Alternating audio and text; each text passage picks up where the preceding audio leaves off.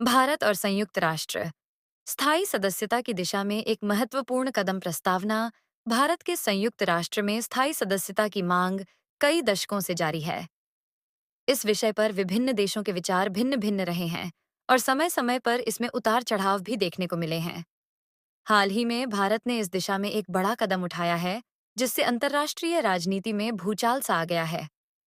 संयुक्त राष्ट्र सुरक्षा परिषद और भारत संयुक्त राष्ट्र सुरक्षा परिषद यूएनएससी में 5 स्थायी सदस्य हैं। अमेरिका, रूस, चीन, फ्रांस और यूनाइटेड किंगडम। इन सदस्यों के पास वीटो पावर है, जिसका अर्थ है कि वे किसी भी प्रस्ताव को रोक सकते हैं। भारत, जो कि एक उभरती हुई वैश्विक शक्ति है, कई सालों से इस परिषद में स्थायी सदस्यता की मांग कर रहा है। यह मांग इसलिए भी महत्वपूर्ण है क्योंकि भारत दुनिया की दूसरी सबसे बड़ी आबादी वाला देश है और वैश्विक शांति व सुरक्षा में इसका महत्वपूर्ण योगदान रहा है। हालिया घटनाएं और वैश्विक समर्थन। हाल ही में भारत ने संयुक्त राष्ट्र में स्थायी सदस्यता के लिए जो कदम उठाए, उससे कई देश प्रभावित हुए हैं। भारत को इस प्रस्ताव पर रूस, इजराइल और अमेरिका जैसे देशों का समर्थन मिला है। चीन, जो कि पहले भारत की स्थायी सदस्यता का विरोध कर रहा था, अब उसने भी इस पर अपना समर्थन व्यक्त किया है। इसका कारण भारत की बढ़ती आर्थिक और राजनीतिक शक्ति है, जो कि चीन को अब भारत का समर्थन करने के लिए विवश कर रही है। पीएम मोदी और एस जयशंकर की कूटनीति। प्रधानमंत्री नरेंद्र मोदी और विदेश मंत्री एस जयशंकर की कूटनीति ने इस दिशा में एक अहम भूमिका निभाई है। मोदी के यूएन में जाने से मना करने और एस जयशंकर को वहां भेजने के निर्णय ने अंतर्राष्ट्रीय राजनीति में हलचल मचा दी। इस कदम ने यह संकेत दिया कि भारत अब केवल पार्टिसिपेंट नहीं, बल्कि प्लेयर बन चुका है। वैश्विक राजनीति में भारत की भूमिका। भारत का यह कदम वैश्विक राजनीति में उसके बढ़ते महत्व को दर्शाता है। भारत न केवल आर्थिक रूप से, बल्कि सामरिक रूप से भी दुनिया के सबसे प्रभावशाली देशों में से एक बनता जा रहा है।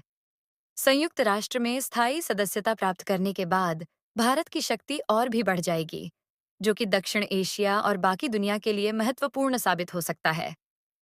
भारत के विरोध में देश और उनका रुख। हालांकि कुछ देश जैसे पाकिस्तान और तुर्की भारत की इस मांग का विरोध कर रहे हैं। पाकिस्तान ने भारत के इस कदम पर कड़ी प्रतिक्रिया दी है, क्योंकि यह उसके लिए एक बड़ा झटका है। पाकिस्तान, जो कि आतंकवाद और आर्थिक संकट से जूझ रहा है, भारत की इस सफलता को बर्दाश्त नहीं कर पा रहा है। चीन का यू टर्न और भारत के प्रति रुख। चीन का भारत के प्रति रुख बदलना भी काफी दिलचस्प है। पहले चीन ने भारत की स्थायी सदस्यता का कड़ा विरोध किया था, लेकिन अब वह भारत का समर्थन कर रहा है। इसका एक प्रमुख कारण चीन का यह समझना है कि भारत को अब और नजरअंदाज नहीं किया जा सकता है। चीन के व्यापार और राजनीतिक हितों के लिए भारत का समर्थन करना अब आवश्यक हो गया है। भारत की भावी रणनीति और स्थायी सदस्यता। भारत की स्थायी सदस्यता पाने की दिशा में यह कदम एक महत्वपूर्ण मील का पत्थर है। भारत अब संयुक्त राष्ट्र में अपनी स्थिति और मजबूत करने के लिए विभिन्न देशों के साथ संवाद बढ़ा रहा है। अगर भारत को स्थायी सदस्यता मिलती है, तो यह उसके लिए एक बड़ी उपलब्धि होगी और वह अंतर्राष्ट्रीय मंच पर एक प्रमुख भूमिका निभाने में सक्षम होगा। निष्कर्ष। भारत ने जिस तरह से वैश्विक राजनीति में अपनी ताकत दिखाई है, वह उल्लेखनीय है। भारत का यूएन में स्थायी सदस्यता पाने का यह प्रयास उसकी उभरती हुई वैश्विक शक्ति और प्रभाव का प्रमाण है। यह न केवल भारत के लिए, बल्कि दक्षिण एशिया और बाकी दुनिया के लिए भी एक सकारात्मक संकेत है। संक्षेप में, भारत का यह कदम उसे विश्व गुरु बनने की दिशा में और भी निकट ले जाता है और यह दिखाता है कि वह अब वैश्विक मंच पर केवल एक दर्शक नहीं, बल्कि एक निर्णायक खिलाड़ी है।